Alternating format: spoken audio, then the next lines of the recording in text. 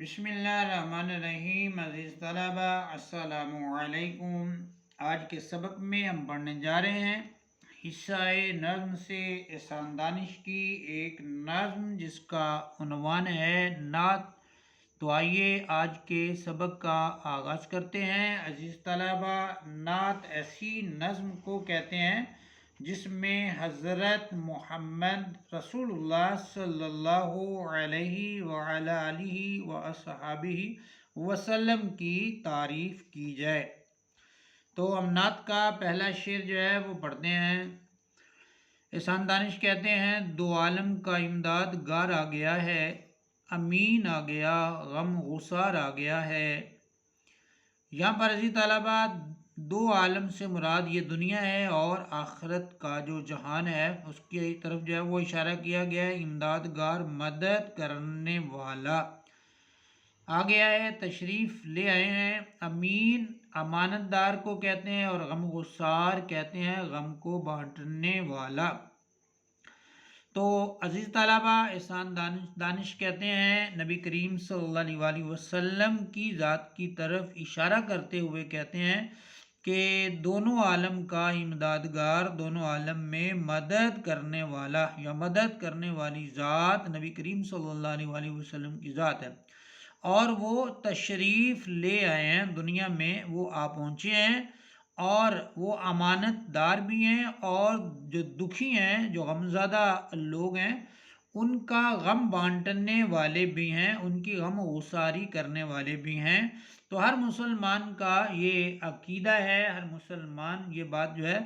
وہ جانتا ہے کہ نبی کریم صلی اللہ علیہ وآلہ وسلم کی جو ذات ہے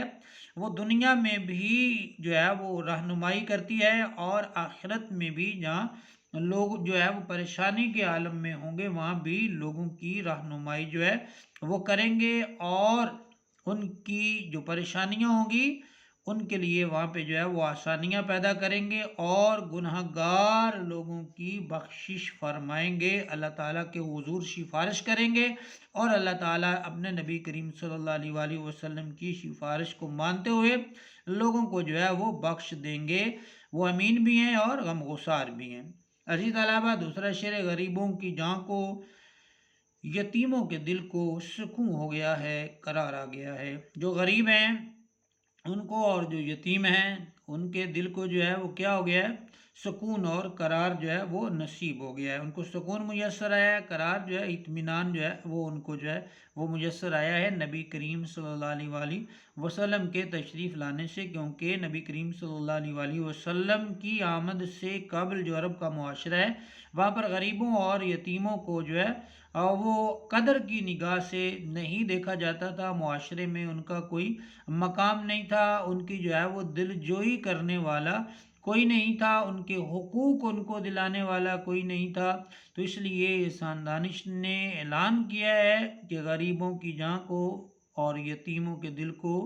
سکون میسر ہوا ہے، قرار جو ہے وہ میسر ہوا ہے، کیونکہ وہ غم بانٹنے والے نبی کریم صلی اللہ علیہ وآلہ وسلم جو ہیں وہ اس جہان میں، اس دنیا میں تشریف لا چکے ہیں۔ اگلا شعر عزیز طلبہ ہے، اصول محبت ہے پیغام جس کا، وہ محبوب پروردگار آ گیا ہے۔ اصول محبت، محبت کا اصول، ان کا جو ہے وہ پیغام ہی پیغام محبت ہے۔ وہ محبوب پروردگار یعنی اللہ تعالیٰ کا محبوب جو ہے، اللہ تعالیٰ پروردگار کے لئے پالنے والے کے معنی میں، اور مراد اللہ تعالیٰ کی ذات ہے۔ تو اللہ تعالیٰ کے محبوب صلی اللہ علیہ وآلہ وسلم آگے ہیں، اور پیغام کیا لے کر آئے ہیں؟ ان کا پیغام جو ہے وہ پیغام محبت ہے، یعنی کہ اگر دیکھا جائے تو نبی کریم صلی اللہ علیہ وآلہ وسلم کی ولادت باسعادت سے قبل عرب معاشرہ جو ہے وہ بہت ساری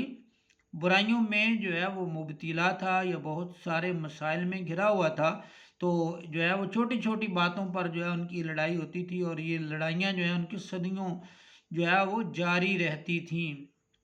تو جب نبی کریم صلی اللہ علیہ وآلہ وسلم جو ہے اس کائنات میں تشریف لائے تو آپ صلی اللہ علیہ وآلہ وسلم نے ان کی جو آپس کی نفرتیں تھیں، ان کی عداوتیں تھیں، ان کا بغض تھا، حسد تھا، اس کو محبت میں تبدیل کیا، ان کو جو ہے وہ اخلاص کی، اخلاق کی دولت سے جو ہے وہ مالا مال کیا۔ تو اس کی طرف احسان دانی جو ہے وہ اشارہ کرتے ہیں اور کہتے ہیں اصول محبت ہے پیغام جس کے، کیونکہ نبی کریم صلی اللہ علیہ وآلہ وسلم اس جہان میں آئی ہی محبت کا پیغام دینے ہیں، محبت کو جو ہے وہ بانٹنے کے لیے آئے ہیں، محبت کو تقسیم کرنے کے لیے آئے، اور وہ اللہ تعالیٰ کے محبوب بھی ہیں۔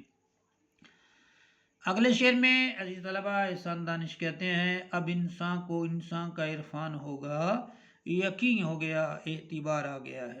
یعنی کہ اگر پہلے انسان جو ہے وہ اس کو عرفان نہیں ہوا، اس کو پہچان نہیں ہوئی، لیکن اب احسان دانش کہتے ہیں کہ نبی کریم صلی اللہ علیہ وآلہ وسلم کی ذات مبارکہ جو ہے اس کائنات میں تشریف لے آئی ہے، تو اب جو ہے وہ انسان کو انسان کا عرفان ہو جائے گا۔ ایک بات تو یہاں پر عزیز طلبہ یہ ہے کہ ایک تو انسان کو انسان کے مقصد تخلیق کا پتہ چل جائے گا کہ اللہ تعالیٰ نے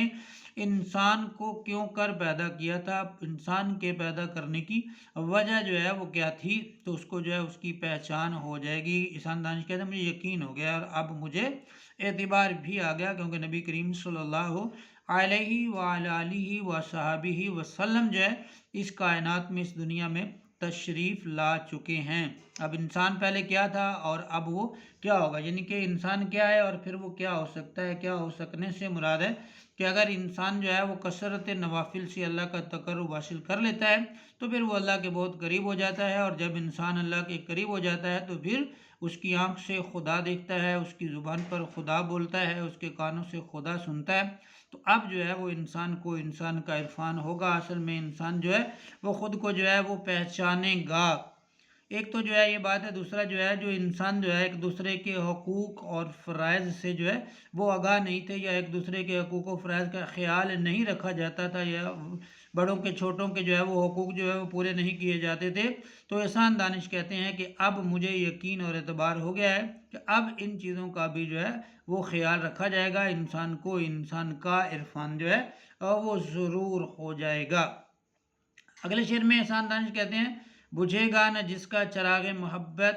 وہ پیغمبر ذی وقار آ گیا ہے۔ وہ نبی صلی اللہ علیہ وآلہ وسلم جو اصول محبت لے کے آئے ہیں اور چراغ محبت جو ہے انہوں نے جو ہے وہ روشن کیا ہے، تو یہ ان کا جو چراغ ہے یہ کبھی بھی بجھنے والا نہیں ہے، اس چراغ کی روشنی کبھی بھی کم ہونے والی نہیں ہے۔ بجھے گا نہ جس کا چراغ محبت، وہ پیغمبر ذی وقار، وہ پیغمبر جو ہے، پیغمبر کو کہتے ہیں پیغام لانے والے کو، پیغام دینے والے کو، مراد جو ہے وہ نبی کریم صلی اللہ علیہ وآلہ وسلم کی جو ہے وہ ذات ہے۔ تو عزیز طلبہ انہوں نے آ کر اس دنیا میں محبت کا پیغام دیا ہے، محبت کے پیغام کو جو ہے اور وہ روشن کیا ہے، اور جس پیغام کو آپ کے اور میرے آقا علیہ الصلوۃ والسلام نے روشن کیا ہے، یہ پیغام، یہ چراغ جو ہے وہ کبھی نہیں بجھے گا۔ یہ محبت کا چراغ ہے اور اس کو روشن کرنے والے اللہ تعالیٰ کے محبوب نبی کریم صلی اللہ علیہ وآلہ وسلم ہے۔ تو احسان دانش کہتے ہیں کہ اب یہ چراغ جو چراغ محبت ہے یہ بجھنے والا نہیں ہے، کیونکہ اس کو لانے والے جو ہیں وہ پیغمبر ذی وقار شان والے مقام والے نبی صلی اللہ علیہ وآلہ وسلم ہیں۔ عزیز طلبہ اب اس کا جو نعت ہے اس کے آخری شعر کو ہم پڑھنے جا رہے ہیں، اس میں احسان دانش کہتے ہیں زمانے کو اب اپنی منزل مبارک کہ ایک خضر صد رہ گزار آ گیا ہے۔ زمانے سے مراد جہاں پر جو ہمیں وہ دنیا لیں گے، یعنی کہ دنیا کب سے چلی ہے اور کب سے یہ بنائی گئی ہے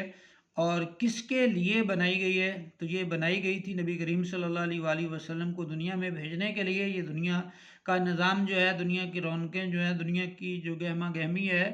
دنیا کی جو یہ خوبصورتی ہے، یہ جو ہے اس لیے پیدا کی گئی تھی۔ اگر نبی کریم صلی اللہ علیہ وآلہ وسلم کی ذات مبارکہ کائنات میں تشریف نہ لاتی تو یہ دنیا نہ بنائی جاتی۔ تو احسان دانش کہتے ہیں کہ زمانے کو اب اپنی منزل مبارک ہو کہ جس کے لیے اس کائنات کو سجایا گیا تھا، یہ زمین بنائی گئی تھی، آسمان بنائے گئے تھے، اور پھر آسمان دنیا میں جو ہے وہ اتنی رونقیں جو ہے وہ سورج چاند ستاروں جیسی جو ہے اور روشنی کے جو ہے وہ مینار کھڑے جو ہے کیے گئے تھے تو زمانے کو اپنی منزل مبارک ہو کہ ایک خضر صد رہ گزار آ گیا، تو خضر کا جو ہے یہ لفظ بطور تلمی استعمال ہوا ہے، جس کے معنی جو ہے وہ نبی کریم صلی اللہ علیہ وسلم، مطلب مفہوم جو ہے وہ نبی کریم صلی اللہ علیہ وآلہ وسلم کی جو ہے ذات مبارک کی طرف جو ہے وہ اشارہ کیا گیا کہ ویسے تو حضرت خضر علیہ السلام کا حوالہ جو ہے وہ لوگ دیتے ہیں، اور عموماً جو ہے وہ داستانوں میں ہم جو ہے وہ خضر کا لفظ پڑھتے ہیں، لیکن یہاں جو ہے وہ خضر سے مراد آپ کی اور میرے پیارے نبی صلی اللہ علیہ وآلہ وسلم کی ذات ہے، آپ صلی اللہ علیہ وسلم کی ہستی ہے، اور یہ لفظ جو ہے وہ بطور جو ہے وہ تلمی کے جو ہے جو بطور استعارے کے، بہت تشبیہ کے جو ہے استعمال جو ہے وہ کیا گیا ہے۔ تو جی طلبہ، یہ آج ہمارا سبق نعت جو ہے احسان دانش کی جو لکھی ہوئی نعت ہے یہ آج ہماری ہوگی مکمل۔ ہم انشاءاللہ ملتے ہیں اب اگلے سبق کے ساتھ، تب تک کے لیے اپنا بہت سا خیال رکھیے گا۔ اللہ حافظ۔